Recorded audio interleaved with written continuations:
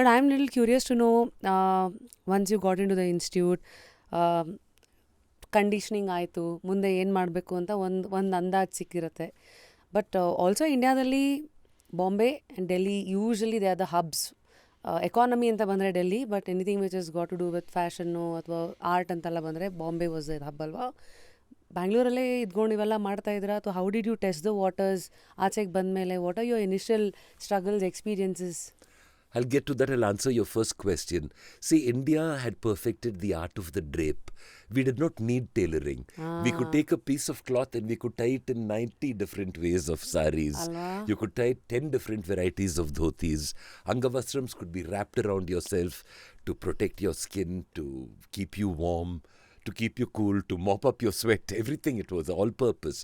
So when you look at the saree, it therefore becomes the most perfect garment ever. Because it is just 6 yards of cloth.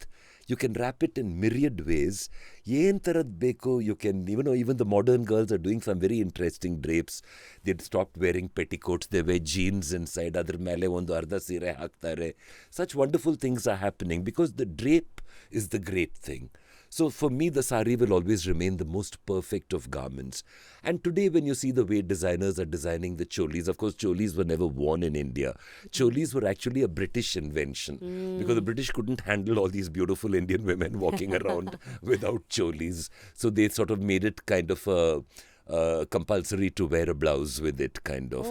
In fact, that many women were turned away from parties and all that because they were not allowed to come in bare, even with just the saree covering them. So they always had to wear a blouse. Even the petticoat was a British invention. Adu irlilla munche. Now bari a sirene tekundu, they used to just wrap it around the bottom half, use part of it for the top half and have a dupatta left over. So it was like fantastic, I mean, it really needed nothing more. And I think that as you see, even on the street, you will see Indian women, so much of style, the way they wear their saree, pleats na yenge haktare. The length of the saree will be perfect, the choli will be matched perfectly. It is a style statement always, So the drape is something I feel that India itself has exported to countries like Greece. Today we talk about the Grecian drapes on all their statues and all that. But I feel it's all come from India itself. It's how internet ಈಗ ಎಲ್ಲ ಕಡೆ ಕಳಿಸ್ತಾ ಇದೆ. Globally we are taking exchanging ideas, energies. So ಅವತ್ತಿನ ಕಾಲಕ್ಕೆ how do you think all of this the knowledge transfer use to happen? Like of course ರಾಜರು ಅಲ್ಲಿಂದ ಇಲ್ಲಿಗೆ ಬರೋರು, ports, all of that is fine. Trade routes ಇತ್ತಲ್ಲ, from Africa to from the Middle East, trade routes coming past India, the Coromandel coast, the Kerala coast, all these, we sort of like, in a way I think that India was almost in the path of many places. So wherever you were going to, if they came down to Southeast Asia for timber and spices, they had to pass India. India itself was a great provider of all these things. So India's riches were numerous, So somehow I think a lot of countries, I mean, till today I believe that Britain's success is measured by the loot they took from India, And our success probably is how we bounced back and then... back. I mean, it's creditable really, but I still don't mind taking it back from the British. So, ondina hogi kelona now. Time aitu kodake vapasu ella kodbidri vapas anda.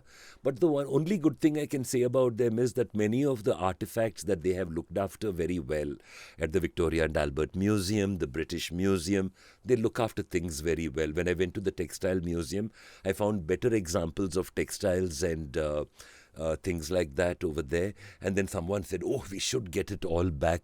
I said, get it all back and do what? Stick it in some dusty room in Pragati Maidan in Delhi, which nobody will ever see again. And then one day they'll open it and find that the white ants have eaten everything. Illi namge a culture illa to look after things. Now slowly museums and showrooms and all that are looking after things properly.